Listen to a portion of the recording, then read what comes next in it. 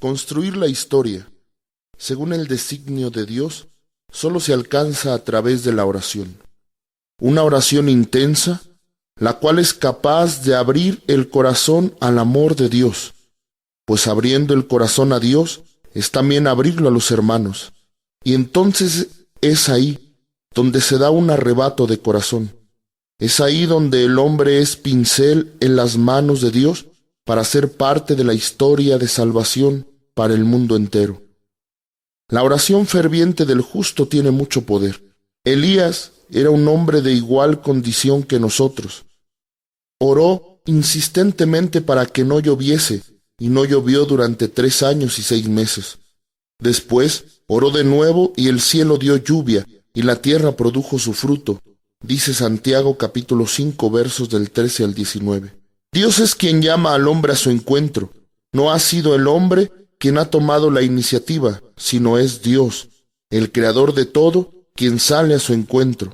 Y en ese encuentro hay sin duda intercambio de miradas, intercambio de palabras a través de un diálogo. Hay admiración, gestos, suspiros y miradas. Es decir, surge una relación a la cual le llamamos oración. Por tanto, la oración exige que los hijos de Dios crean en Él, lo celebren y vivan de Él, en una relación viviente y personal con un Dios vivo y verdadero. Santa Teresita del Niño Jesús dice: para mí la oración es un impulso del corazón, una sencilla mirada lanzada hacia el cielo, un grito de reconocimiento y de amor, tanto dentro de la prueba como dentro de la alegría. Es por eso que la oración parte de un verdadero encuentro con Dios.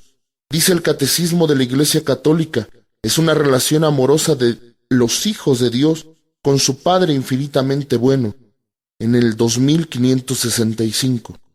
Dicho de otra manera, orar no consiste en recitar fórmulas, ni en realizar ritos.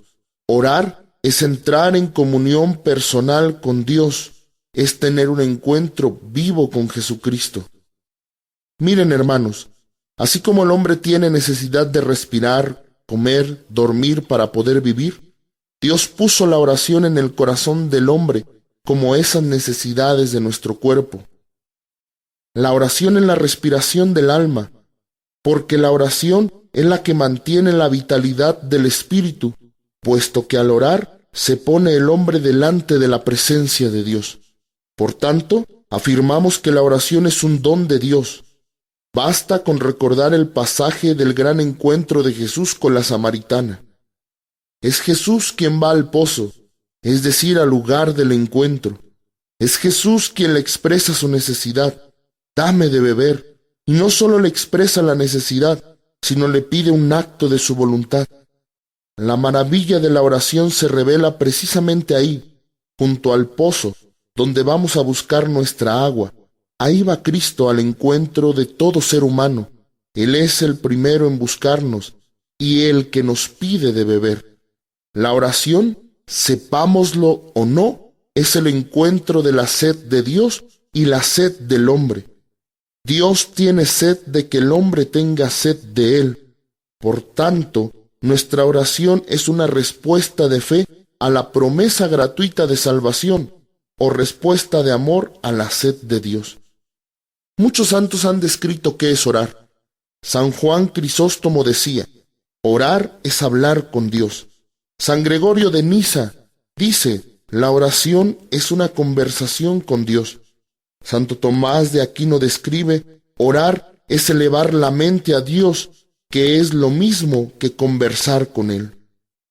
Por lo tanto, la oración, al ser un diálogo, lanza un reto de fe en la vida del cristiano, pues se dialoga solo con un ser vivo.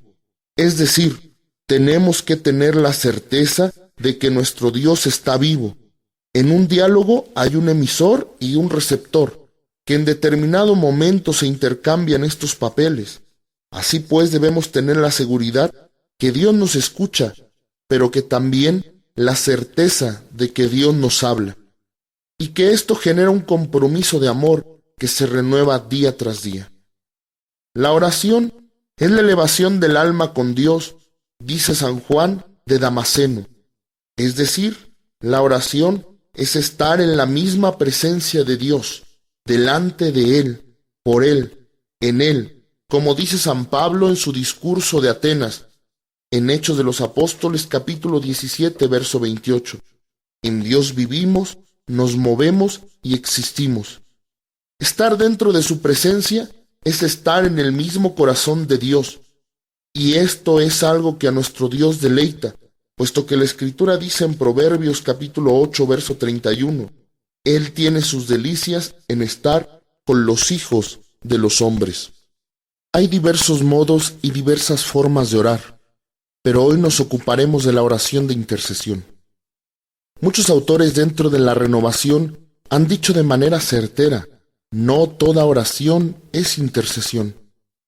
El Catecismo de la Iglesia Católica tiene un tratado importante sobre la oración y trata de una manera muy especial la oración de intercesión de los números 2634, 2635 y 2636. En primer lugar, nos refiere que la intercesión es una oración de petición, que nos conforma muy cerca de la oración de Jesús, del Emmanuel, del Dios con nosotros, que observa las necesidades y las aflicciones de su pueblo y las presenta al Padre, del Jesús que, impulsado por el Espíritu, se retira para entrar a la intimidad con su Padre, del único mediador entre Dios y los hombres, a favor de todos los hombres, y dice el Catecismo de forma especial de los pecadores. El Kyrios, el Señor, que es el intercesor por excelencia, siendo en un mismo tiempo víctima, sacerdote y altar, para reconciliar a los hombres con su Creador, para destruir las fortalezas satánicas, venciendo al mundo, al demonio y a la carne, y para darnos la vida eterna, es decir, para cumplir la voluntad de su Padre, que es la instauración del reino de Dios. Por tanto, debemos decir que un intercesor es un hombre o una mujer, un niño o niña que lucha por otros. Como tal, la intercesión es la actividad que más nos identifica con Cristo. Ser un intercesor implica ser como Jesús, porque Él, como hemos dicho, es el intercesor por excelencia. Él vive siempre para interceder, dice Hebreos capítulo 7, verso 25. Por eso puede salvar para siempre a los que se acercan a Dios por medio de Él, pues vive para siempre para rogar a Dios por ellos. Interceder, nos dice la Iglesia, es pedir a favor de otro. Es la expresión de la comunión de los santos, es decir, una manera de conformarnos Iglesia es la oración por el otro. Así la Iglesia triunfante manifestada en Apocalipsis 9:14, la Iglesia purgante de la cual da testimonio Concilio de Trento en el numeral 950, y la Iglesia militante eleva plegarias delante del Altísimo, suplicando por el hermano, continuando la obra del Mesías, intercediendo por la instauración del reinado de Dios conforme a la voluntad de aquel que nos creó, puesto que el que ora no busca su propio interés, sino el interés de los demás, dice Filipenses capítulo 2, verso 4. Y al mismo tiempo, también la naturaleza se une a esta súplica, dice Romanos 8:28. Sabemos que hasta ahora la creación entera se queja y sufre como una mujer con dolores de parto. Para que así pues todos juntos, la Iglesia militante, la Iglesia triunfante y la Iglesia purgante, junto con toda la creación, elevemos la oración de intercesión por excelencia. Maránata, ven Señor Jesús. El padre Leonardo Iván, fundador de los Amigos de Jesús, escribe en su Espíritu y Vida: cuando estamos de rodillas ante la real y augusta presencia eucarística de las divinas personas, nunca estamos solos. En Jesucristo y por Jesucristo representamos a toda la humanidad, especialmente a los más pecadores y necesitados, a los más pobres y enfermos. Nos unimos a la intercesión ante el Padre, porque Jesucristo, al ser constituido sacerdote único, asumió la representación de todos los pecadores e intercede por todos. A nuestro lado está nuestra Madre María, nuestros incontables hermanos y amigos, los espíritus celestiales, y todos los bienaventurados, que con sus constantes ruegos, acción de gracias, alabanza y adoración, en virtud de los méritos de Jesucristo, nos empujan a la comunión con el Espíritu. Por lo tanto, la intercesión abre las puertas del cielo. Cuando el intercesor levanta las manos y se humilla delante de su Dios, los cielos se unen con la tierra, lo invisible se hace visible, hay verdadera comunión, pues la oración es la fuerza del hombre y la debilidad de Dios. A través de la intercesión alcanzamos y llegamos a lugares donde físicamente no podemos llegar, puesto que la intercesión vence las barreras del tiempo y la distancia y alcanza gracias especiales. Por eso Jesús nos dice, es preciso orar siempre sin desfallecer. Lucas 18, verso 1. Hoy en día en que nuestra amada Iglesia vive tiempos de crisis, solamente un ejército de intercesores que se una a la intercesión de Jesús podrá vencer a los ejércitos del mal que avanzan por todas partes. Vivimos en una hora de tinieblas y en un mundo que va perdiendo el amor y se va sumiendo en los horrores del odio. Se necesitan hombres y mujeres que se levanten en oración para derribar las murallas del diablo, para orar no conforme a sus intereses, sino conforme al corazón de Dios, puesto que un hombre que ora conforme el corazón de Dios es un amante de la palabra, y la misma palabra de Dios nos dice que los medios humanos, por más poderosos que sean, serán impotentes para conseguir la victoria si nos falta la fuerza del Espíritu Santo. Y es la oración de intercesión la que lo consigue. No por valor ni por la fuerza, sino por mi espíritu, dice Yahvé. En la palabra de Dios esto está revelado en Zacarías, capítulo 4, verso 6. Esto es una seña particular del intercesor. Este hombre es aquel que ora conforme a la voluntad de su Señor, como refiere el Catecismo de la Iglesia Católica en el número 2635.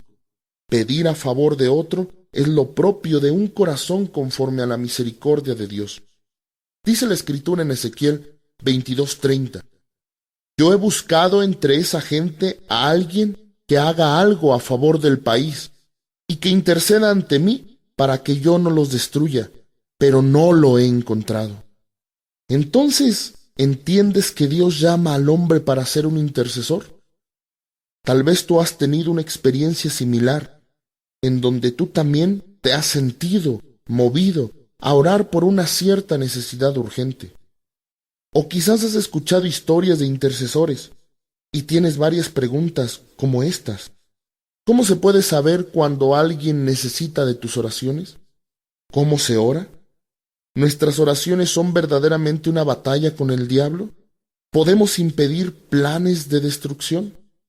En una ocasión Dios le mostró a una guerrera de oración una necesidad específica. Se levantó a las 3 de la madrugada con una necesidad inminente de orar por otro miembro de su comunidad. Sin saber que ella comenzó a orar por él, al siguiente día, él le detuvo al final de la asamblea y le dijo: «Hermana, anoche estaba despierto y tenía mucho dolor. Nadie lo sabe, pero tengo cáncer». Y le suplicaba a Dios diciéndole: «Dios mío, ¿es que a nadie le importa?». Más tarde ese hombre, escúchalo, recibió una gran bendición, fue sanado de cáncer. La palabra de Dios dice en Génesis capítulo 22, verso del 17 al 18: «Yo te colmaré de bendiciones y acrecentaré muchísimo tu descendencia, como las estrellas del cielo y como las arenas de la playa, y se adueñará tu descendencia de la puerta de tus enemigos. Por tu descendencia se bendecirán todas las naciones de la tierra, en pago de haber obedecido mi voz». La oración intercesora verdaderamente funciona. Nada vale como la oración. Hace posible lo que es imposible, fácil lo que es difícil. Es imposible que el hombre que ora pueda pecar, dice San Juan